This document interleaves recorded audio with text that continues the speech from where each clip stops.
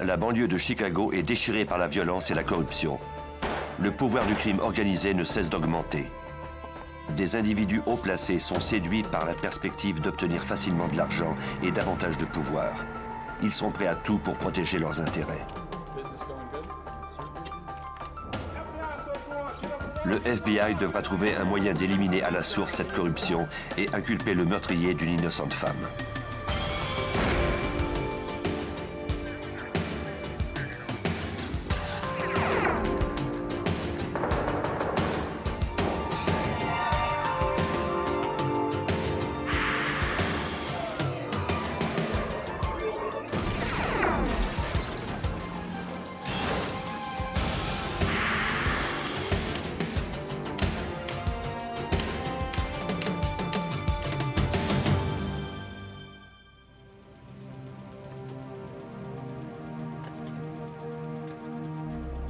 À Willow Springs, dans l'Illinois, les rives d'un canal sanitaire isolé situé dans un secteur industriel furent la scène d'un meurtre crapuleux.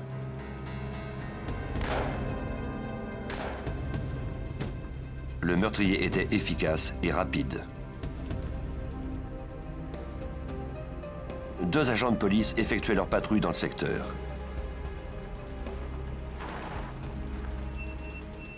En entendant les coups de feu, ils furent immédiatement sur le qui-vive.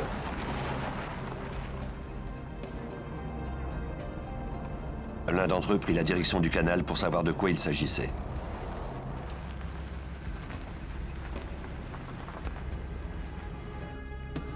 Il ne trouva qu'un endroit désert.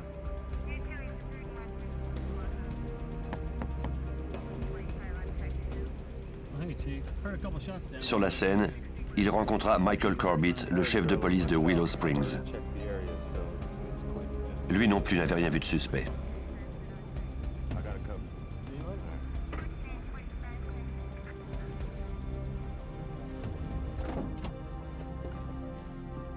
Le lendemain, un avocat réputé appela la police pour signaler la disparition de sa femme.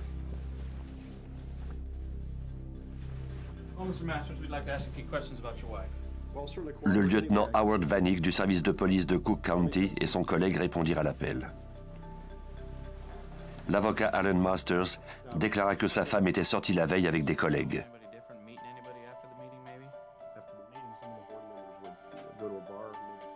Elle n'était pas rentrée.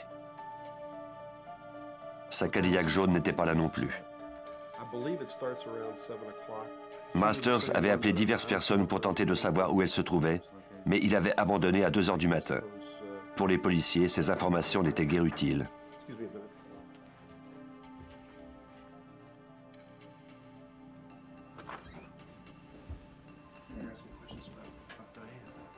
Le lieutenant James Keating, également du service de police de Cook County, se joignit aux policiers. Il demanda à Masters la permission d'inspecter la maison. Masters accepta en déclarant qu'il n'avait rien à cacher. Les détectives poursuivirent leur interrogatoire. L'avocat se résigna à divulguer quelques informations de plus. Il soupçonnait sa femme Diane d'avoir une liaison. Peut-être était-elle partie vivre avec son amant.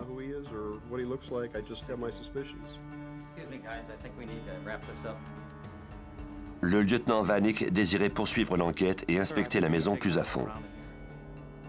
Quand une femme disparaît, on soupçonne toujours son mari en premier lieu.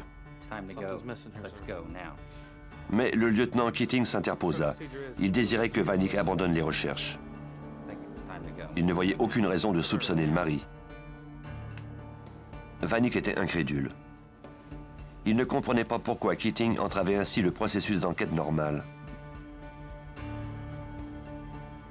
À l'extérieur de la maison, il s'opposa ouvertement à lui et lui demanda de le laisser poursuivre ce qu'il avait commencé. Keating déclara que, selon lui, Masters n'était pas un suspect. Vanik n'en croyait rien et il le laissa savoir à son collègue. L'altercation menaçait de devenir virulente quand le chef de police Michael Corbett arriva sur les lieux.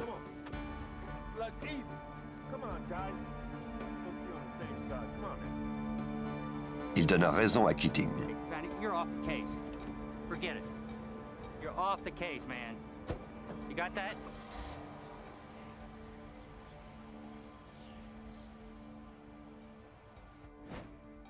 La question la plus importante n'avait pas encore trouvé réponse. Où donc était Diane Masters? Les médias s'emparèrent de la nouvelle de sa disparition. Elle était très active au sein de la population. Elle avait participé à l'ouverture d'un refuge pour femmes battues. Elle faisait également partie de la scène politique locale et était membre du conseil du collège de Moraine Valley. Elle semblait n'avoir aucun ennemi.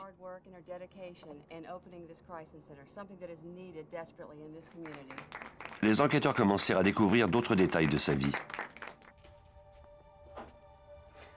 Diane avait confié à certains de ses amis que son mari était contrôlant et agressif avec elle. Elle prévoyait demander le divorce. L'assistant du procureur Tom Scorza suivait cette affaire de près. Nous étions pratiquement convaincus que Diane et Ellen s'étaient disputées et que cette dispute avait pris de telles proportions que quelque chose de grave s'était produit.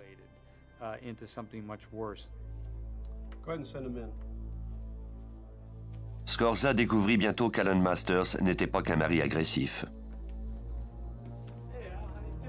Une rumeur circulait à l'effet qu'il lui arrivait souvent de verser des pots de vin à des fonctionnaires et à des policiers pour avantager ses clients. Certains hauts gradés de la police faisaient même partie de ce système de corruption. On soupçonnait le chef de police Corbett d'avoir participé aux tractations de Masters à de nombreuses reprises.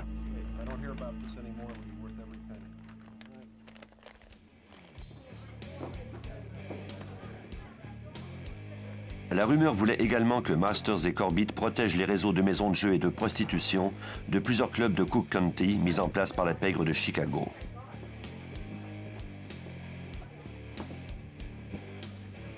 Pour l'instant, les enquêteurs ne devaient cependant se concentrer que sur le cas de la disparition de Diane Masters. Malheureusement, comme on ne trouvait aucune piste, l'enquête dut être abandonnée.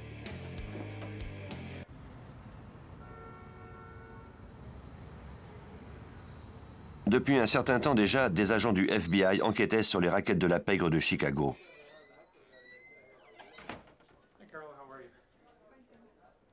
Le procureur David Stetler travaillait avec le FBI au démantèlement d'un réseau de prostitution.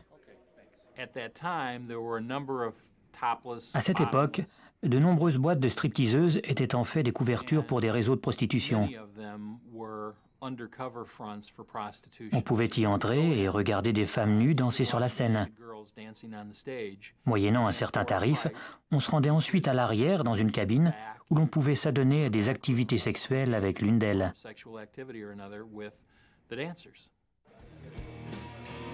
Les propriétaires de ces boîtes de nuit savaient que leurs clients dépenseraient plus d'argent en consommation ou en activités sexuelles s'ils pouvaient payer avec leur carte de crédit. Les clients étaient cependant hésitants. Ils craignaient de voir le nom de boîtes de nuit miteuses inscrits sur les relevés de leur carte de crédit postées à leur résidence ou à leur bureau. Les propriétaires de ces boîtes trouvèrent alors une compagnie de crédit prête à charger les frais à de fausses sociétés au nom plus respectable.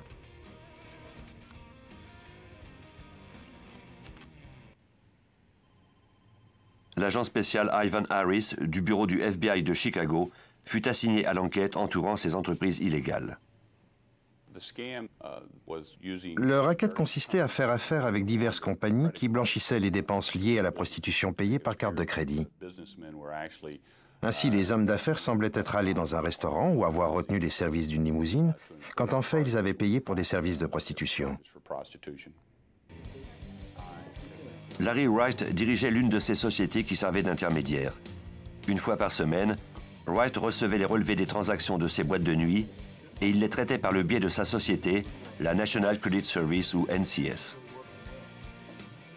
L'un de ses clients et complices était Joseph Maron, le propriétaire d'une boîte de stripteaseuses qui servait de couverture à un réseau de prostitution contrôlé par la mafia.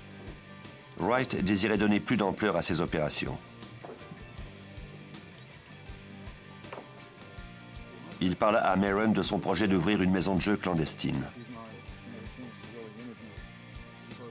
Maron accepta de prêter main forte à cet homme qui lui faisait faire beaucoup d'argent. Wright devrait d'abord verser des pots de vin à la police locale afin de ne pas être découvert et arrêté. Maron était l'homme de la situation et Wright était prêt à y mettre le prix.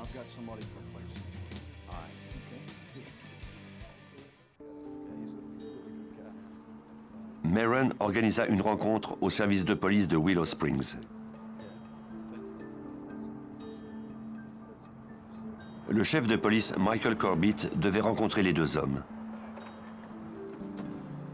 Les agents du FBI avaient de bonnes raisons de croire que Corbett avait été choisi par la pègre pour protéger ses intérêts dans le secteur de Willow Springs. On s'était passé le mot dans la rue. Personne ne pouvait entreprendre quoi que ce soit sans la permission du chef de police Michael Corbett. Selon les personnes que nous avons interrogées, il était si puissant et il avait de si bons contacts qu'il était devenu un intouchable auquel personne n'osait s'attaquer. En échange du versement d'un pot de vin, Corbett laisserait Larry Wright ouvrir son club de jeu clandestin. Il lui garantissait qu'aucun de ses agents ne mettrait son nez dans ses affaires. Le projet de Larry Wright pouvait aller de l'avant. Il retourna à la National Credit Service qu'il gérait à partir d'un bureau anonyme. 2 employés travaillaient pour sa société.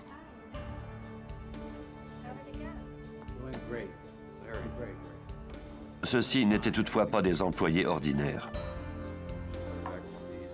La NCS n'était pas uniquement un service de crédit servant à blanchir des activités illégales. C'était en fait la couverture du FBI. Larry Wright était le pseudonyme de l'agent spécial Larry Dameron. Le FBI avait trouvé ce moyen de s'infiltrer au cœur de la corruption de Willow Springs.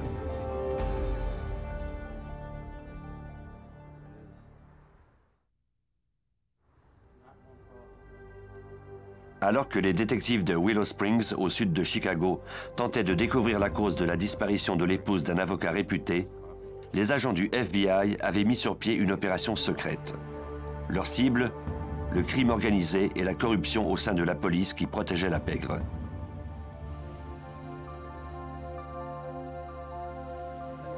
La fonction d'agent secret est exigeante et parfois frustrante. L'agent spécial Larry Dameron nous explique les difficultés de son travail.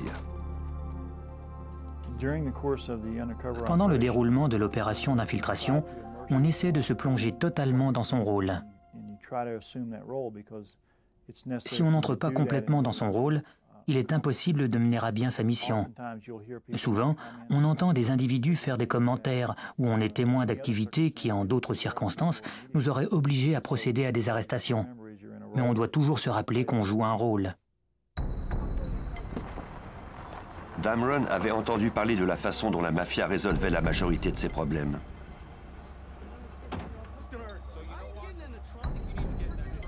Les membres de la pègre étaient rusés et violents. Et quand ils devaient éliminer quelqu'un, ils procédaient toujours de la même façon. Ils lui tiraient 2 balles dans la tête. Il n'y avait aucune place à l'erreur.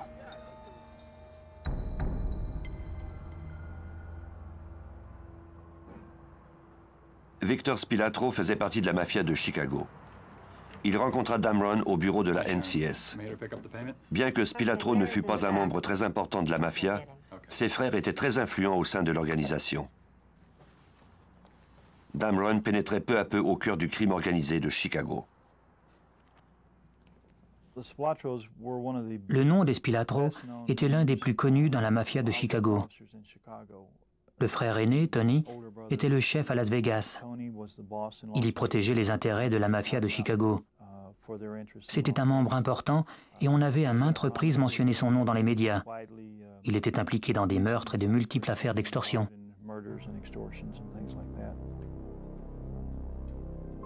En blanchissant l'argent des opérations illégales de la mafia, l'agent Dameron n'eut aucun mal à bâtir sa réputation d'homme d'affaires efficace. Spilatro connaissait la nature des activités de la NCS avec les boîtes de nuit de la région. Elles étaient sous sa responsabilité. Il rendit visite à Dameron pour lui faire savoir qu'il devrait lui verser une redevance pour rester en affaires. Damron accepta sans opposer de résistance. L'aspect le plus important de cette affaire, c'était le fait que nous devions payer pour bénéficier de la protection d'une famille influente de la mafia, la famille Spilatro. Cela nous a donné un certain statut, mais nous n'avions aucun pouvoir au sein de l'organisation. Nous n'étions que de simples soldats. Notre valeur ne résidait que dans le fait que nous apportions de l'argent au moulin. L'agent Damron se rendit dans un hôtel isolé pour y rencontrer l'agent spécial Gordon Brooks. Brooks supervisait l'opération secrète. La véritable identité de Damron ne devait en aucun cas être connue. C'est pourquoi les deux hommes ne se rencontraient que sporadiquement pour échanger des informations. Brooks gardait toujours Damron à l'œil. L'enquête était aussi dangereuse que complexe. Damron désirait donner de l'ampleur à l'opération du FBI, même si cela comportait certains risques.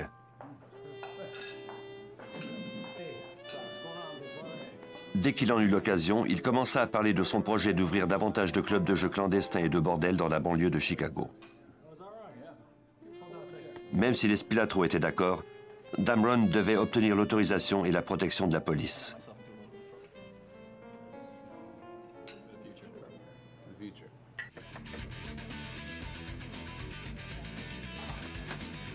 Il rencontra Joseph Maron, le propriétaire d'une boîte de nuit, pour discuter des détails entourant les nouveaux clubs et la question de la protection de la police.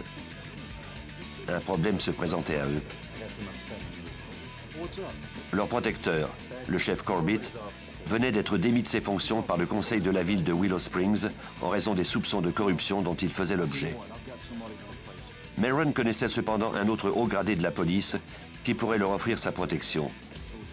Il s'agissait du lieutenant James Keating, le superviseur de la brigade des mœurs de Cook County.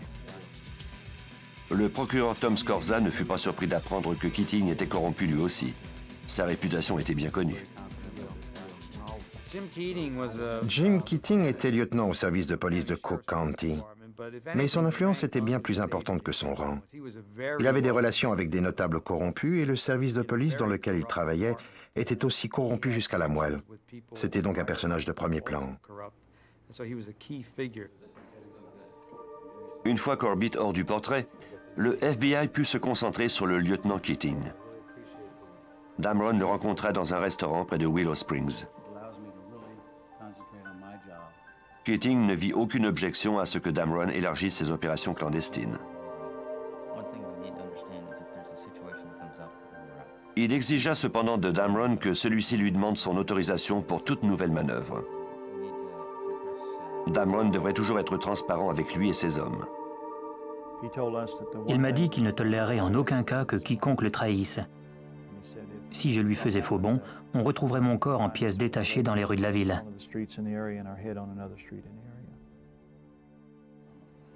Ainsi que le scénario du FBI le prévoyait, Damron parla ensuite à Keating de son projet de mettre sur pied une autre opération.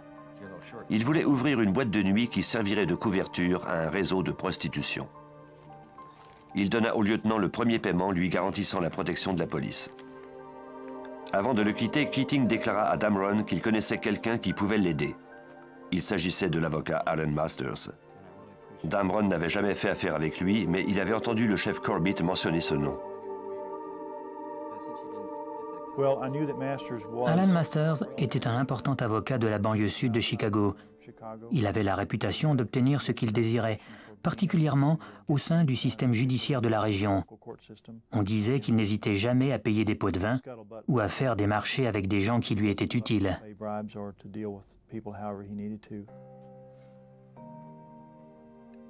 Damron rencontra de nouveau le superviseur de l'opération et agent spécial Gordon Brooks.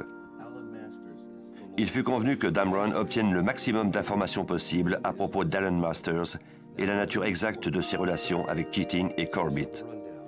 Le FBI et les procureurs fédéraux eurent au fait de dresser l'organigramme de ce réseau de corruption.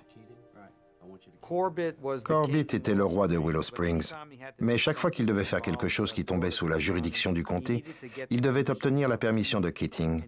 Quant à Keating, il s'assurait auprès d'Alan Masters qu'il n'y aurait pas de problème au point de vue juridique. Une fois les activités criminelles d'Alan Masters connues, le FBI commença à examiner de plus près son rôle possible dans la disparition de sa femme. Les deux enquêtes se recoupaient et les objectifs de Damron s'élargissaient de plus en plus. On le soupçonnait d'être impliqué dans la disparition de sa femme. Il était possible qu'en élucidant cette affaire, on obtiendrait des informations utiles à l'autre enquête.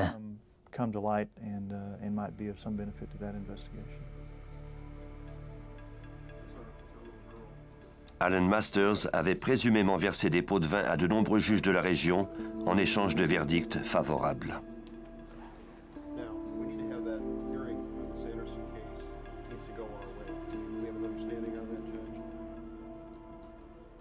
Les agents croyaient que Diane avait peut-être été témoin des activités illégales de son mari et qu'elle l'avait menacé de le dénoncer.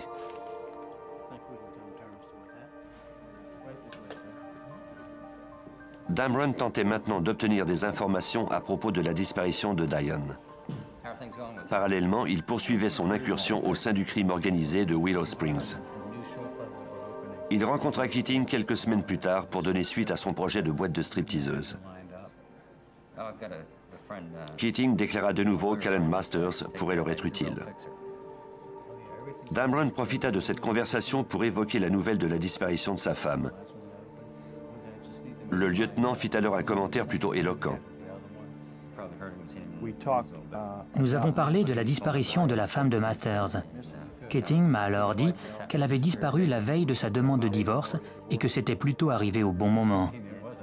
Nous avons ensuite ri du fait que le hasard fait parfois bien les choses. Damron prit bien garde de ne pas trop insister sur la question. Il ne fallait pas que Keating ait des soupçons.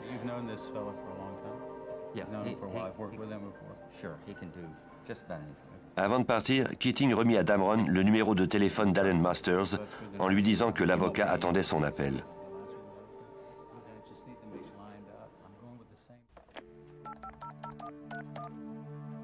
Damron prit alors rendez-vous avec Masters. Hello. Mr. Masters, how are you? This is Larry Wright speaking. L'avocat accepta de l'aider à obtenir les permis et les documents juridiques nécessaires, ce qui signifiait verser des pots de vin aux fonctionnaires responsables. Masters lui suggéra de se rencontrer.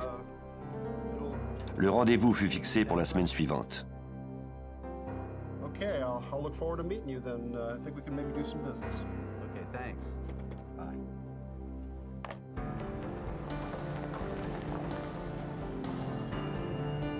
Peu avant cette rencontre, un agent de police qui effectuait sa patrouille près du canal sanitaire de Willow Springs remarqua quelque chose d'étrange. Des empreintes de pneus menaient directement au canal.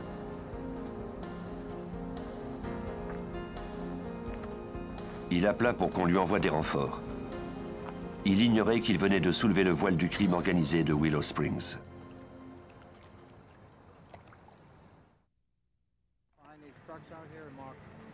Pendant que le FBI poursuivait son opération secrète dans la banlieue sud de Chicago à Willow Springs, un agent de police de service fit une découverte inquiétante. Il trouva des traces de pneus qui menaient directement au canal sanitaire. Des agents de police ainsi qu'une équipe de plongeurs furent dépêchés sur les lieux. L'enquête était dirigée par James Ross, un policier au passé irréprochable, qui avait été élu par le conseil de la ville en remplacement du chef de police Michael Corbett. Ce dernier avait peut-être été démis de ses fonctions, mais la corruption qu'il avait instaurée était encore bien en place. Les plongeurs trouvèrent littéralement un stationnement au fond du canal. 82 voitures se trouvaient dans les eaux polluées. Le procureur Tom Scorza savait pourquoi autant de véhicules s'y trouvaient et il savait aussi qui avait pu faire de l'argent en permettant ainsi à tant d'autos de disparaître sans enquête policière. Ces voitures étaient abandonnées par des individus qui les déclaraient volées pour toucher l'argent de leur assurance. Je crois que c'était Corbett qui autorisait qu'on se débarrasse de ces voitures en les jetant dans le canal de Willow Springs.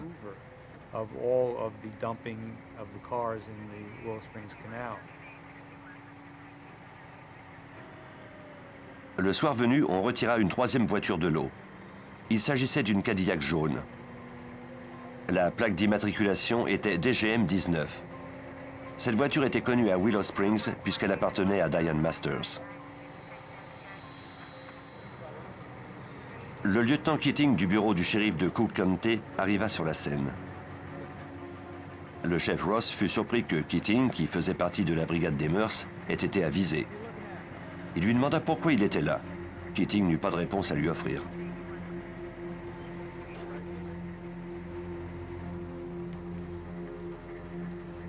Les policiers examinèrent la Cadillac. En ouvrant le coffre, ils trouvèrent un corps en décomposition.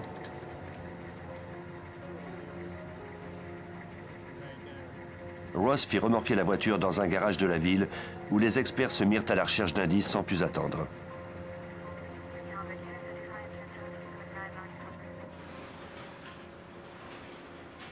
La décision de ne pas utiliser le garage de la police était sage.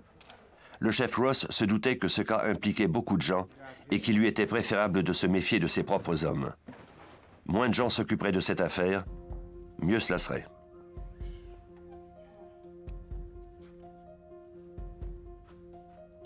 Les agents de l'État examinèrent la voiture et le corps. Ils trouvèrent des douilles de calibre 22 dans le coffre.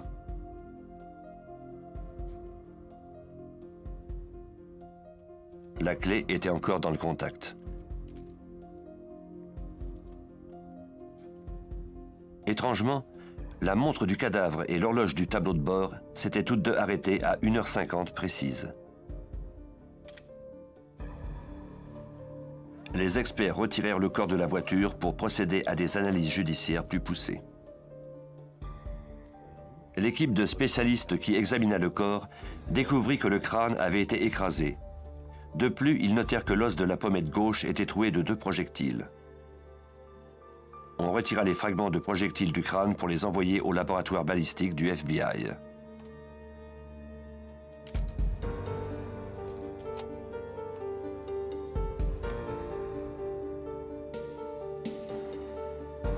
Les relevés dentaires de la victime confirmèrent ce que tous savaient déjà. Il s'agissait bien de Diane Masters. L'enquête entourant la disparition de cette femme, qui avait commencé 9 mois plus tôt, était maintenant une enquête pour homicide. Le chef de police Ross demanda au détective John Reed de Cook County de l'aider dans cette affaire. Il devrait travailler avec le FBI qui désirait poursuivre l'enquête entourant ce meurtre. Le détective Reed ne devait faire confiance à personne, même à ses plus proches amis et collègues du service de police. On lui apprit que le FBI menait une opération secrète par le biais de la NCS qui visait à démasquer les policiers corrompus. Certains de ces policiers avaient des liens avec Alan Masters, le numéro 1 dans le meurtre de Diane.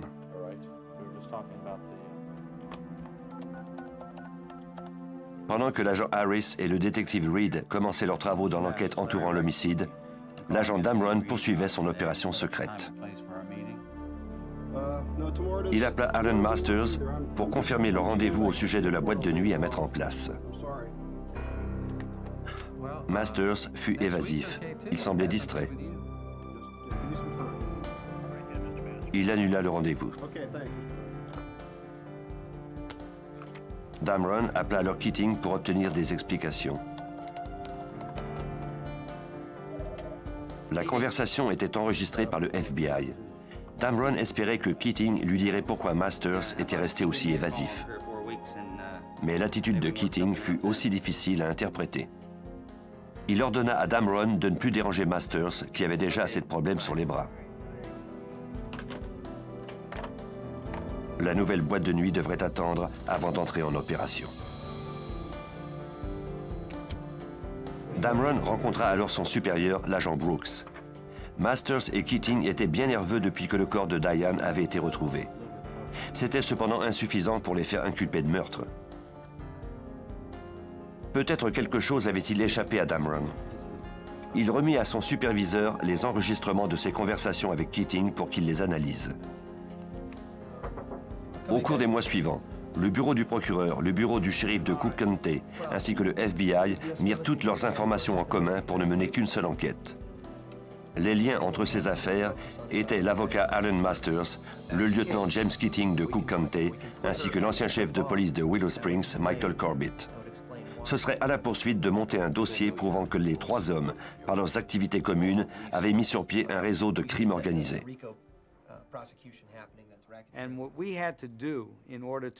Pour faire inculper Masters, Corbett et Keating de leurs activités, et notamment du meurtre, nous devions démontrer qu'ils avaient mis sur pied une organisation criminelle, une sorte de mini-mafia.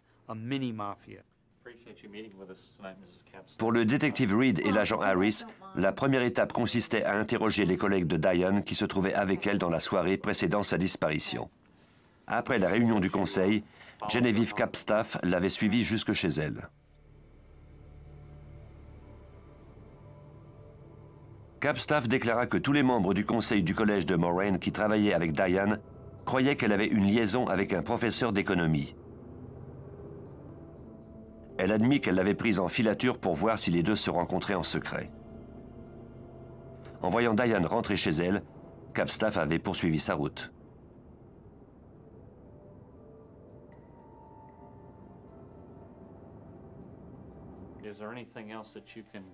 Les interrogatoires permirent aux policiers de découvrir que les membres du conseil avaient tous une assurance sur leur vie d'une valeur de 100 000 $ qui faisait partie de leurs avantages sociaux.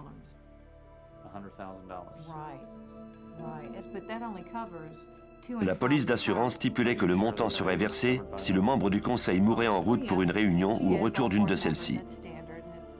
Cette assurance vie devenait nulle dès que le membre se trouvait chez lui. Alan Masters déclara que Diane n'était jamais rentré ce soir-là. Il était par conséquent éligible à la police d'assurance.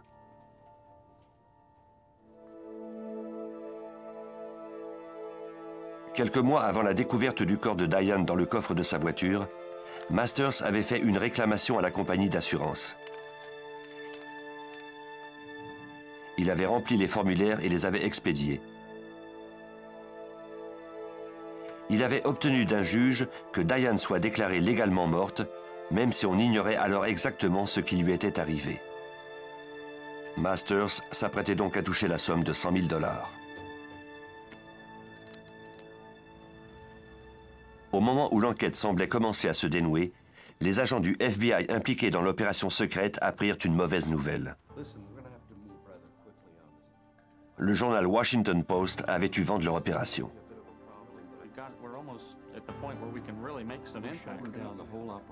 Les dirigeants du quotidien donnaient aux agents 3 semaines avant de publier la nouvelle. Il faudrait rapidement terminer l'opération.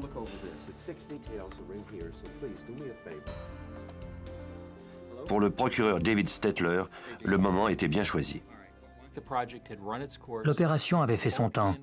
La majeure partie de l'information avait été recueillie. En poursuivant cette opération, nous aurions peut-être obtenu davantage d'indices, mais ils auraient été de plus en plus minces.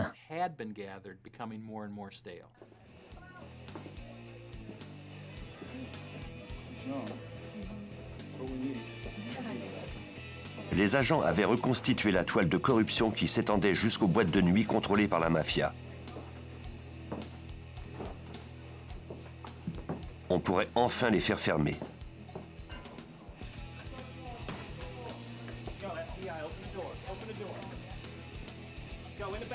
Le FBI s'attaqua au club simultanément.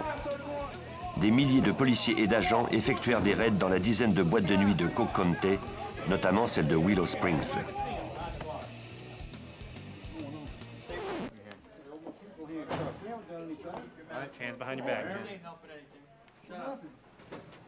Ils y trouvèrent quantité d'indices incriminants.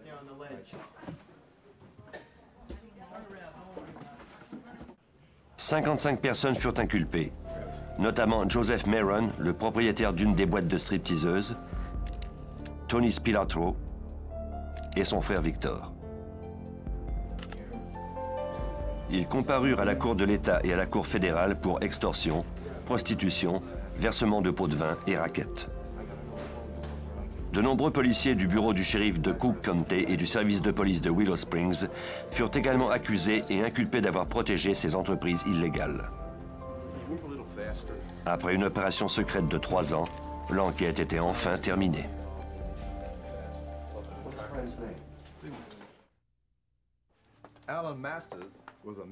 Une fois le piège refermé sur les policiers corrompus, les autorités locales, le FBI et les procureurs purent se concentrer exclusivement sur l'enquête entourant le meurtre de Diane Masters.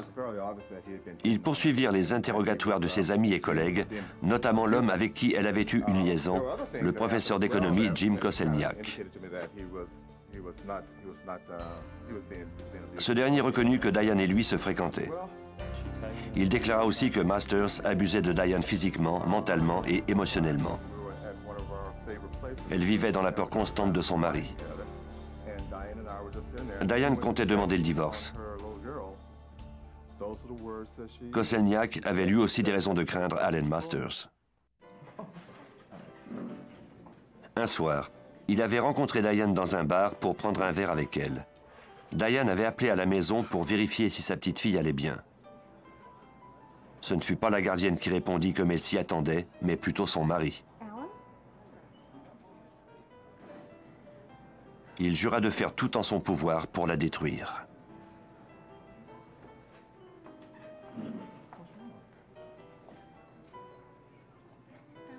Selon Koselniak, Diane revint à table très ébranlée par cet appel. Il alla chercher d'autres consommations. Un homme l'aborda abruptement pour l'interroger. Il voulait connaître son nom et l'endroit où il travaillait. L'incident avait été bref, mais Koselniak s'était senti menacé. Il avait compris qu'il ferait peut-être mieux de s'éloigner de Diane pour quelque temps.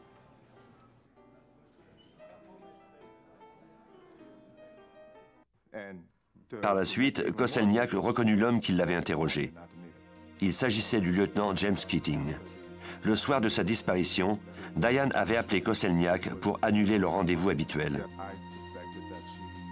D'habitude, ils se rencontraient après les réunions du conseil du collège. Mais cette fois-ci, elle semblait réellement effrayée par le comportement d'Allen. Koselniak accepta de remettre le rendez-vous. Il ne devait jamais revoir Diane en vie. L'agent Harris et le détective Reed se mirent à la recherche d'autres témoins. Ils découvrirent que Masters avait embauché un détective privé pour faire surveiller sa femme. Nous avons alors trouvé un individu qui a accepté de coopérer avec nous. C'était Ted Naikasa, le détective privé d'Allen Masters. Masters lui avait demandé de cacher un micro dans le téléphone à la maison, parce qu'il soupçonnait sa femme de le tromper.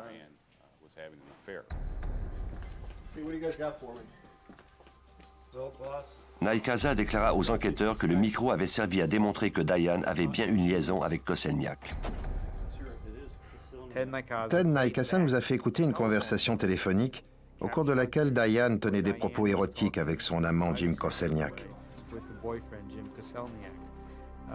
Quand il a fait écouter cet enregistrement à Allen Masters, ce dernier a déclaré qu'il avait l'intention de tuer Diane et de s'arranger avec Keating pour que le meurtre soit maquillé en accident.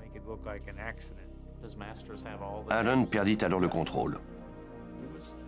Les enquêteurs ne disposaient pas encore de preuves formelles de sa culpabilité.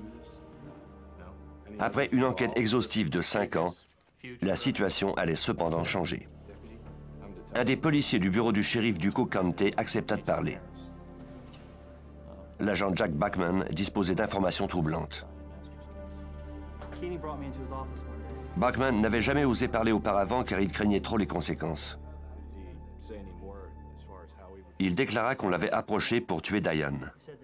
L'offre lui avait été faite par le biais du lieutenant James Keating. Bachman déclara que Keating lui avait offert 25 000 $ pour mettre ce plan à exécution. Michael Corbett, le chef de police, s'occuperait quant à lui de faire disparaître le corps. Bachman déclina l'offre. De toute évidence, Masters avait commandé un meurtre.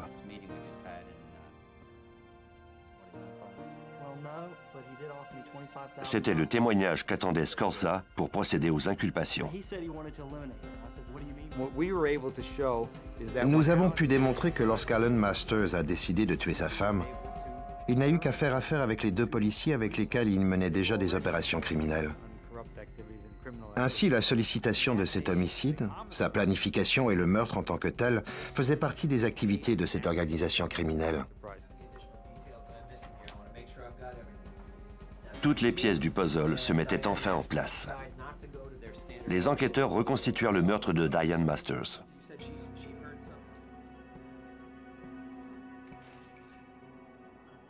Alan Masters avait trouvé un candidat pour tuer Diane et son amant au moment de leur rencontre habituelle après la réunion du conseil du collège. Diane avait cependant annulé son rendez-vous avec Koselniak ce soir-là.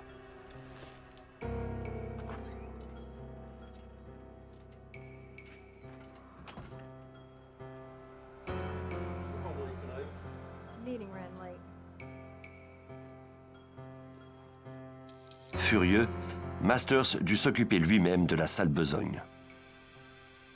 Alan Masters était à la maison et gardait leur fillette. En fait, il était en train de se construire un alibi en faisant des appels interurbains pour prouver qu'il était bien chez lui. Il ne s'attendait pas à voir sa femme rentrer, mais c'est ce qui est arrivé. Il l'a frappée avec un objet contondant à la tête à 2 reprises au moment où elle se déshabillait pour la nuit.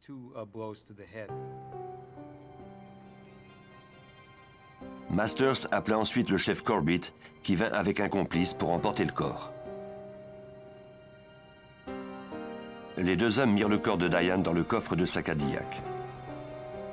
Corbett quitta ensuite les lieux. Son complice le suivait. Masters resta chez lui avec sa fillette. Corbett et son complice roulèrent jusqu'au canal sanitaire. Ils réglèrent la montre de Diane à 1h50 pour mettre les enquêteurs sur une fausse piste si jamais on retrouvait son corps. Puis, ils lui tirèrent 2 balles dans la tête.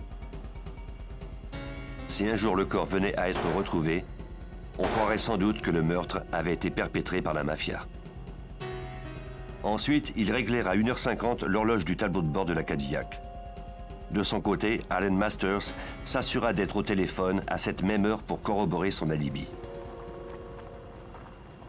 Corbett et son complice jetèrent ensuite la voiture dans les eaux du canal.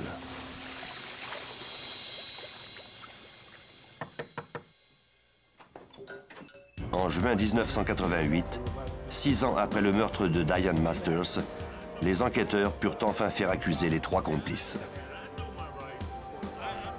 L'ancien chef de police Michael Corbett fut le premier arrêté pour des accusations fédérales de racket, de corruption et de camouflage du meurtre de Diane Masters. L'agent spécial Ivan Harris a tenté d'obtenir ses aveux. Michael Corbett a finalement avoué qu'il avait jeté la voiture de Diane Masters dans les eaux du canal. Il a cependant déclaré qu'il ignorait alors que son corps se trouvait dans le coffre.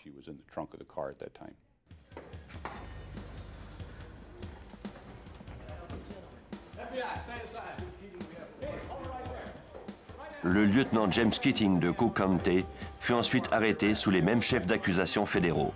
Il a également nié être impliqué dans le meurtre de Diane.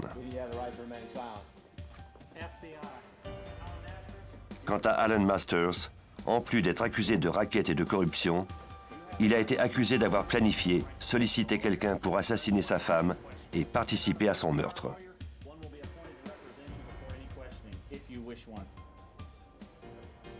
La poursuite ne disposait malheureusement pas d'indices incriminants pour faire accuser ses complices de meurtre. Le procureur Tom Scorza a cependant pu relier toutes leurs activités criminelles pour les présenter au jury. Masters a été reconnu coupable de tous les chefs d'accusation. Le fait qu'il ait touché 100 000 $ de l'assurance vie de sa femme le rendait également coupable de fraude. Il a écopé de 40 ans d'emprisonnement, ce qui était pour lui l'équivalent d'une sentence à vie. L'ancien chef de police Michael Corbett a écopé d'une peine de 20 ans d'incarcération. Quant à James Keating, il a reçu une peine de prison de 30 ans. Au cours de ma carrière, l'affaire Masters était spéciale parce que nous n'avions pas de preuves formelles de la culpabilité d'un individu.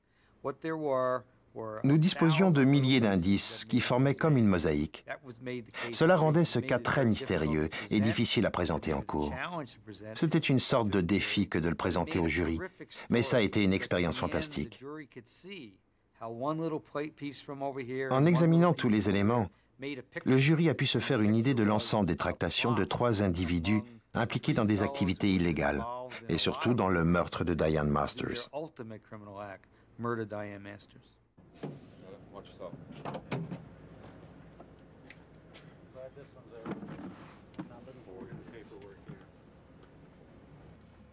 L'opération secrète menée par l'agent Damron et le travail des autres agents du FBI ont permis de mettre à jour la corruption au sein du service de police de Cook County et d'y mettre un terme.